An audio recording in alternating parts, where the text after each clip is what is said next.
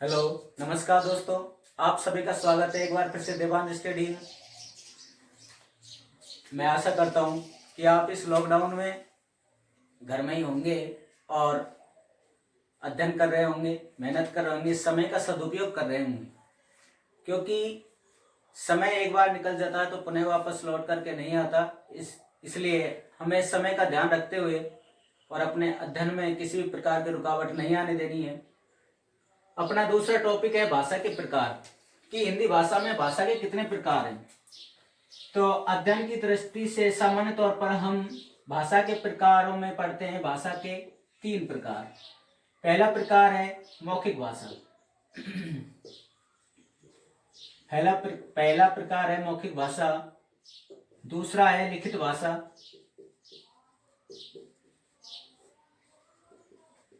और तीसरा प्रकार आता है भाषा के अंतर्गत सांकेतिक भाषा।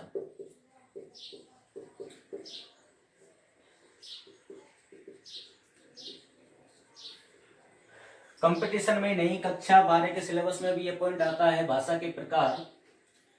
तो पहली वीडियो में हमने जाना था कि भाषा किसे कहते हैं। तो भाषा वह साधन है जिसके माध्यम से हम अपने विचारों का एक या एक से अधिक व्यक्तियों के साथ में आदान प्रदान करते हैं। अब वो आदान प्रदान कितने प्रकार से होता है, वही भाषा के प्रकार होता है। तो भाषा के प्रकार 3 होते हैं। पहला है मौखिक भाषा, दूसरा है लिखित भाषा और तीसरा है सांकेतिक भाषा। तो पहला जो प्रकार है वो है मौखिक भाषा। तो मौखिक भाषा किसे कहते हैं? तो मौखिक भाषा किसे कहते हैं? सबसे पहला प्रकार मौखिक भाषा। तो पहला प्रकार होता है कि जिसमें व्यक्ति एक दूसरे के सामने समक्ष बैठ करके जब मौखिक रूप से अपने विचारों का आदान प्रदान करते हैं, अपने विचारों का लेन देन करते हैं, विचार विमर्श करते हैं, तो वो भाषा कहलाती है मौखिक भाषा। यानी कि मौखिक भाषा बोलकर व्यक्त की जाती है। मौखिक भाषा बोलकर व्यक्त की जाती है और सुनकर ग्रहण की जाती है, और सुनकर ग्रहण की जाती है।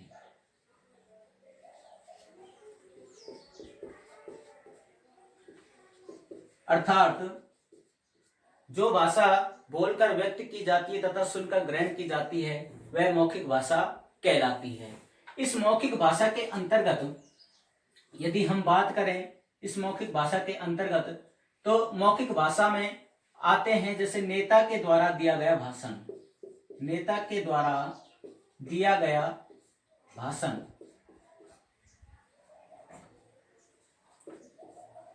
दिया गया भाषण कौन सी भाषा में आता है? मौखिक भाषा में आता है। एक बार एलडीसी के एग्जाम में पूछा था कि 2 व्यक्ति एक दूसरे के सामने बैठ करके विचारों का आदान प्रदान कर रहे हैं, तो वो कौन सी भाषा के अंतर्गत आएगा? एग्जाम में आपको ऐसे नहीं पूछेगा कि मौखिक भाषा किसे कहते हैं, लिखित भाषा किसे कहते हैं या सांकेतिक भाषा किसे कहते हैं। सीधा आपसे ऐसे ही प्रश्न पूछेगा कि यदि ऐसा होता है तो ये कौन सी भाषा के अंतर्गत आता है। तो एलडीसी परीक्षा में पूछा था कि 2 व्यक्ति सामने बैठ करके अपने विचारों का आदान प्रदान कर रहे हैं, वो कौन सी भाषा के अंतर्गत आता है? तो ऐसा करना मौखिक भाषा के अंतर्गत ही आता है। जैसे किसी नेता के द्वारा भाषण दिया जाता है, किसी नेता के द्वारा भाषण दिया जाता है, किसी सभा को संबोधित किया जाता है, तो वो भी मौखिक भाषा के अंतर्गत आता है। जैसे हम लोग रेडियो पर समाचार सुनते हैं, रेडियो पर समाचार तो सुनते हैं, तो वो भी मौखिक भाषा के अंतर्गत ही आता है। तो नेता के द्वारा दिया गया भाषण, रेडियो समाचार और दूरभाष पर वार्तालाप, दूरभाष पर वार्तालाप भी कौन सी भाषा के अंतर्गत आता है? मौखिक भाषा के अंतर्गत आता है। इसी प्रकार से जैसे मैं आपको बोल करके पढ़ा रहा हूं, तो मैं भी मौखिक भाषा के अंतर्गत इस तरीके का यूज कर रहा हूं। तो जो भाषा बोल करके व्यक्त की जाती है और सुन करके ग्रहण की जाती है वह भाषा मौखिक भाषा कहलाती है। अब दूसरी बात आती है लिखित भाषा। तो लिखित भाषा क्या होती है और लिखित भाषा के अंतर्गत कौन कौन सी चीजें आती हैं? तो लिखित भाषा वह होती है जो भाषा लिख करके व्यक्त की जाती है। लिखकर व्यक्त की जाती है, लिखकर व्यक्त की जाती है तथा सुनकर के ग्रहण की जाती है, तथा पढ़कर ग्रहण की जाती है। जो भाषा लिखकर व्यक्त की जाती है तथा पढ़कर ग्रहण की जाती है वह कौन सी भाषा कहलाती है? लिखित भाषा कहलाती है। यानी लिखित भाषा में क्या होता है कि जो भाषा लिखकर व्यक्त की जाती है और पढ़कर के ग्रहण की जाती है वह कौन सी भाषा कहलाती है? लिखित भाषा कहलाती है। इस लिखित भाषा के अंतर्गत आपके जैसे पत्र पत्रिकाएं, पाठ्य पुस्तकें,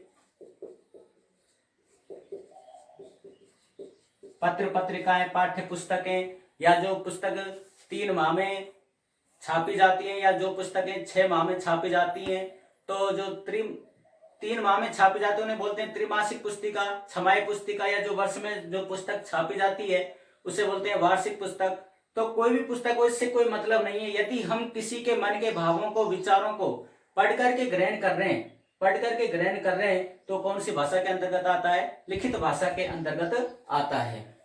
और अंतिम जो भाषा है तीसरी, वो आती है सांकेतिक भाषा। तीसरी जो भाषा है वो है सांकेतिक भाषा। और सांकेतिक भाषा संकेत के द्वारा प्रदर्शित की जाती है। जैसे कक्षा 12 में एक दोहा आता है कि भरे भवन में करत है नैनन ही सो बात। यानी कि नायक और नायिका एक दूसरे के सामने बैठे हुए हैं, लेकिन अन्य लोगों की उपस्थिति होने के कारण वो मौखिक भाषा का प्रयोग नहीं कर सकते, तो क्या करते हैं कि संकेतों में वार्तालाप कर देते हैं। एक देशभक्ति गाना भी चला करता है कि घर जाकर मत कहना साथी, यदि मेरी माता पूछे तो संकेतों में समझा देना। इस प्रकार से कुछ। तो जो सांकेतिक भाषा होती है वो किसके द्वारा प्रकट की जाती है? संकेत के द्वारा प्रकट की जाती है। अब हमने तीनों भाषाओं के प्रकारों को समझा कि भाषा के प्रकार कितने होते हैं। भाषा के 3 प्रकार होते हैं कि मौखिक, लिखित और सांकेतिक। मौखिक भाषा वो होती है जो बोल करके व्यक्त की जाती है और सुन करके ग्रहण की जाती है। इसके अंतर्गत आते हैं नेता के द्वारा दिया गया भाषण, रेडियो समाचार, दूरभाष पर वार्तालाप, यानी कि हम जो बातचीत करते हैं मुख के द्वारा बोल करके, वो कौन सी भाषा के अंतर्गत आता है? मौखिक भाषा के अंतर्गत आता है। और दूसरी जो भाषा है वह है लिखित भाषा। तो लिखित भाषा लिखकर व्यक्त की जाती है और पढ़ करके ग्रहण की जाती है। इसके अंतर्गत आती हैं आपकी पत्र पत्रिकाएं, पाठ्य पुस्तकें और समाचार पत्र वगैरह, वो इसी में आ जाते हैं। तो ये किस में आती हैं? लिखित भाषा में आती हैं ये सारी चीजें।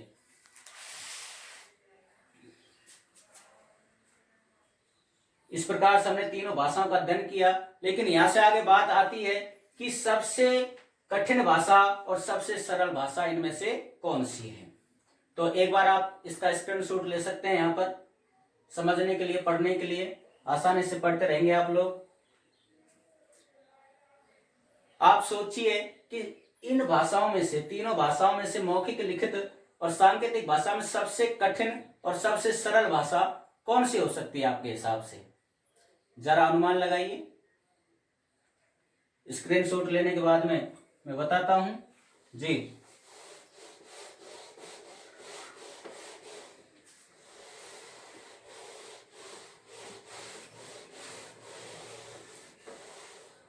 तो हमने 3 भाषाओं को अभी पढ़ा। पहली पढ़ी हमने मौखिक भाषा, दूसरी लिखित,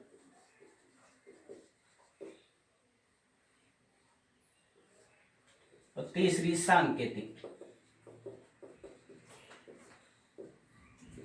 यानी मौखिक भाषा जो है वो बोल करके तो व्यक्त की जाती है,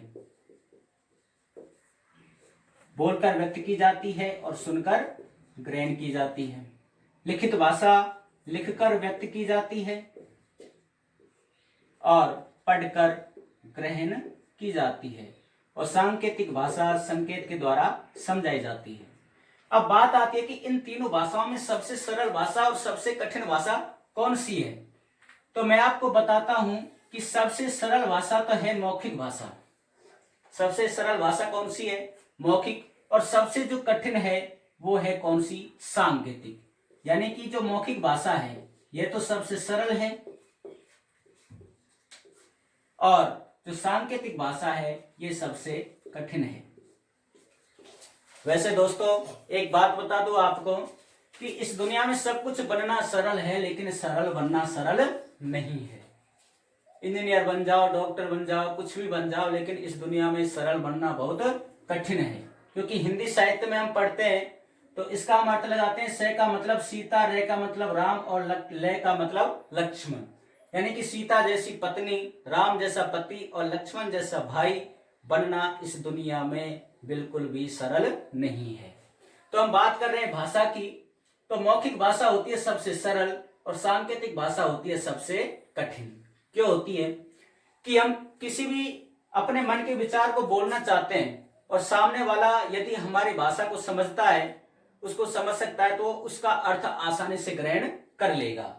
और यदि लिखना पढ़ना जानता है, शिक्षित व्यक्ति है, तो वो लिखित भाषा को भी ग्रहण कर लेगा। लेकिन सांकेतिक भाषा को सबसे कठिन भाषा क्यों माना जाता है? सांकेतिक भाषा को सबसे कठिन भाषा क्यों माना जाता है? तो सांकेतिक भाषा को सबसे कठिन भाषा इसलिए माना जाता है क्योंकि सबसे पहली बात है कि संकेत निश्चित नहीं होते। संकेत निश्चित नहीं होते।